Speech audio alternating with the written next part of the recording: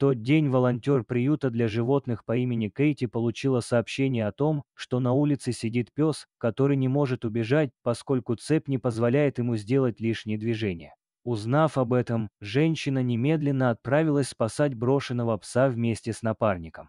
Информация о том, что собаку бросили, ничуть не удивила Кейти, ведь бездомные животные в Мексике – частое явление. Особенно сейчас, в период безработицы, многие люди лишились работы и бросают питомцев на произвол судьбы. Впрочем, есть и другие причины, как в случае с псом, которого отправилась спасать Кейти. Приехав к указанному месту, женщина увидела испуганного питомца, который настороженно смотрел на незнакомых людей. Рядом находилась записка, придавленная камнем, чтобы ее случайно не смахнули. «Здравствуйте.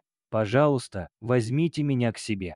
Я Рекс», — говорилось в послании. А дальше автор сообщал о том, что ему очень тяжело прощаться с питомцем, но у него нет другого выхода. «Я принял решение оставить пса здесь, потому что моя семья издевается над ним, и мне больно видеть его в таких условиях. Если вы читаете это, и ваше сердце ёкнуло, пожалуйста, заберите его и позаботьтесь о питомце. Если пес вам не нужен, то, прошу вас, оставьте записку на месте для тех, кто прочитает и захочет взять его к себе. Спасибо». Разумеется, Кейти была не первой, кто прочитал эту трогательную записку. Но почему же пес, который наверняка никого не оставил равнодушным? Как оказалось, бедняга не верил людям после того, как его бросили хозяева, а потому рычал и не подпускал себе.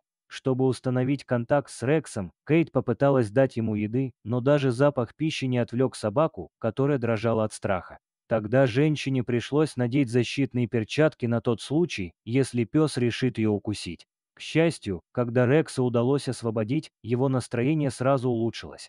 Он все так же нервничал, но в глазах появился какой-то проблеск доверия. В приюте пес и вовсе успокоился, поняв, что никто не причинит ему зла и больше не обидит. Чтобы прошлое осталось позади, волонтеры решили сменить ему кличку, и теперь спасенного питомца зовут Макс. Пес учится доверять людям, и, по словам Кейт, у него отлично получается. Он очень добрый, любящий, обожает играть с мячиком, с радостью говорит волонтер. Она искренне надеется, что в самое ближайшее время у Макса появятся новые хозяева, которые никогда не бросят его на произвол судьбы.